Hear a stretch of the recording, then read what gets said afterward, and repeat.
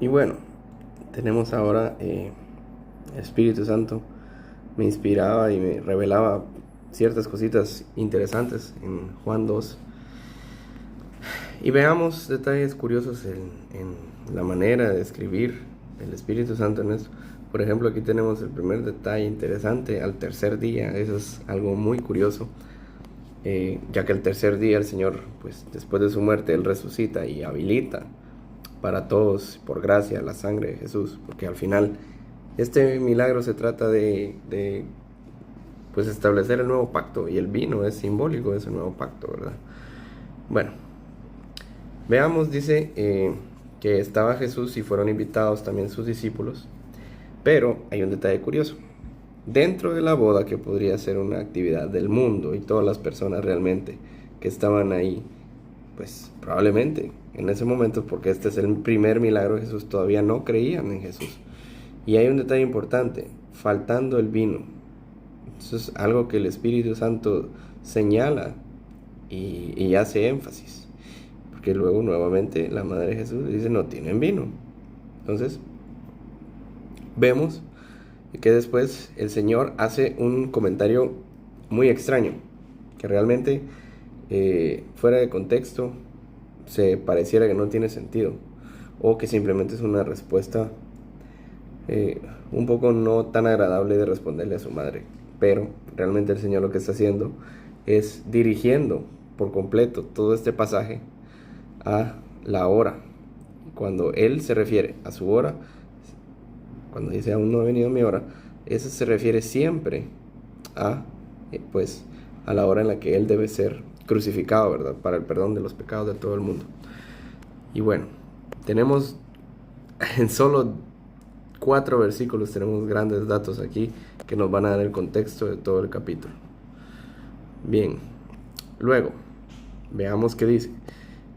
¿Cuál fue la orden que dio la madre de Jesús hacia los sirvientes? Ojo, detalle importante, hacia los sirvientes.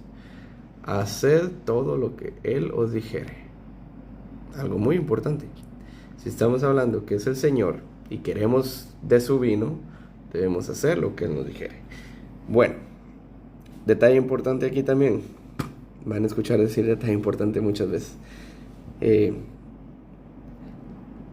Número 6.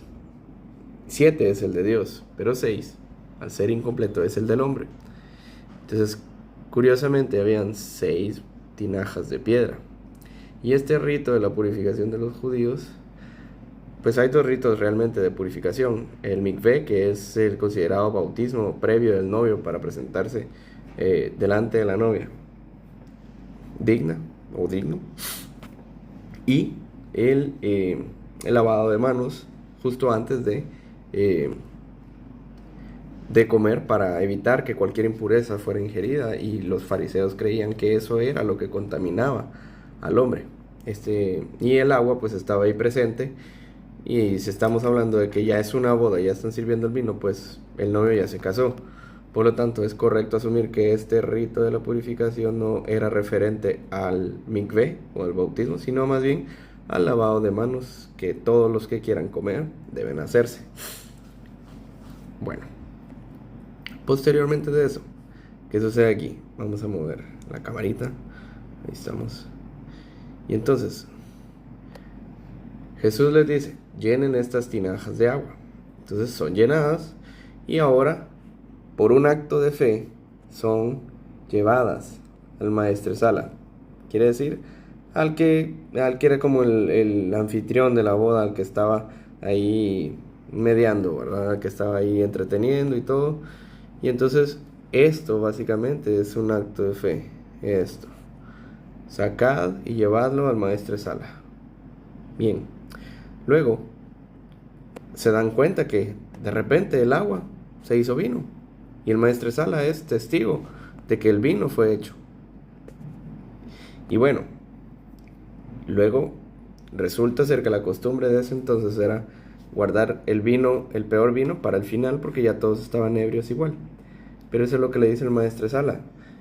Le dice que tú has guardado, tú has reservado el buen vino hasta ahora. ¿Y de qué es simbología esto?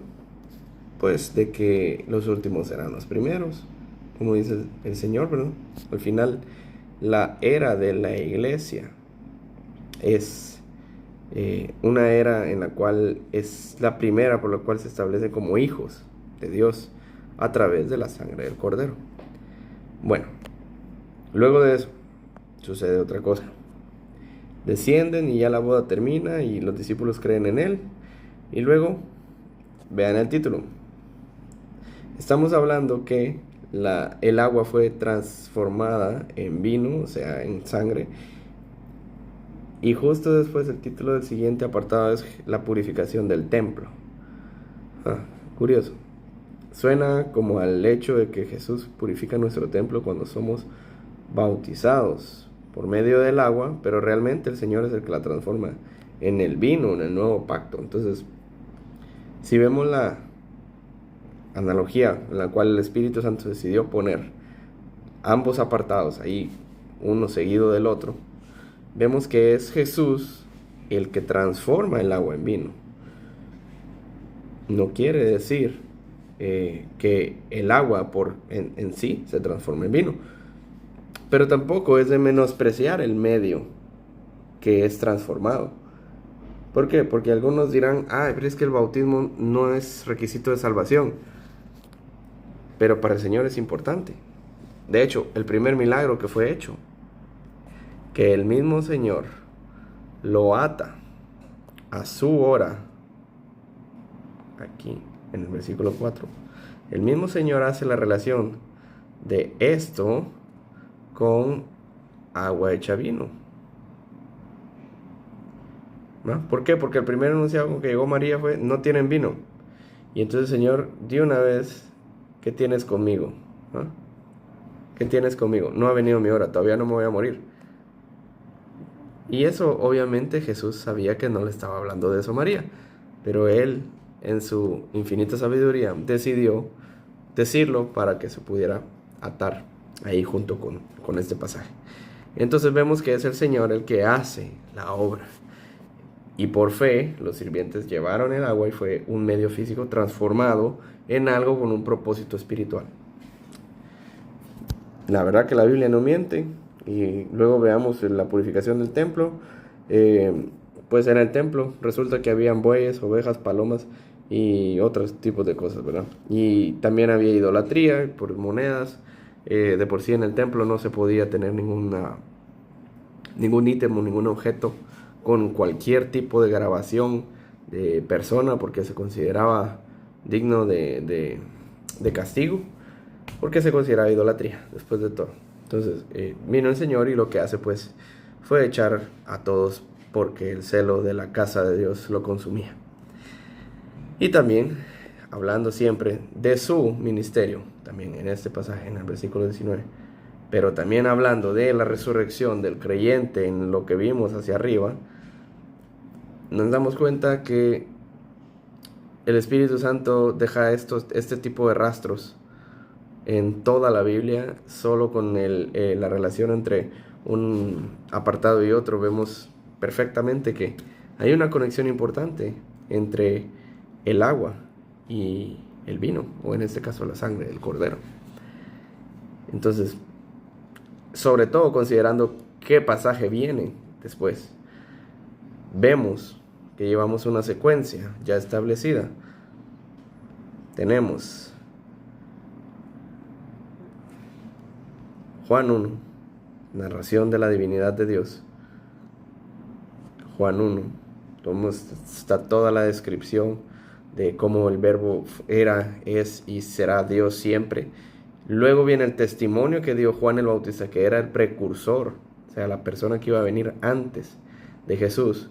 Viene Jesús, recluta a sus discípulos, y luego de reclutar a sus discípulos, ¿qué menciona ahí?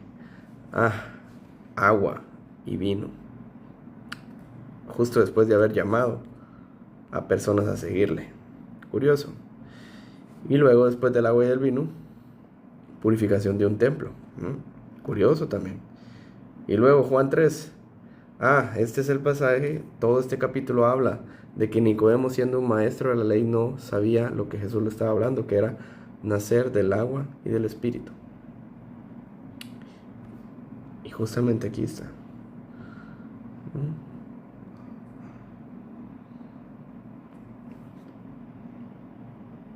Ven que el bautismo no es que no sea importante, es muy importante.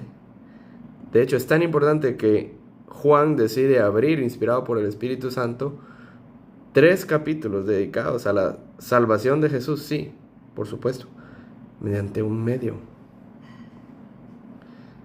Y tristemente el enemigo ha logrado que hasta hermanos dentro de la iglesia y pastores ya consagrados le reduzcan la importancia al bautismo.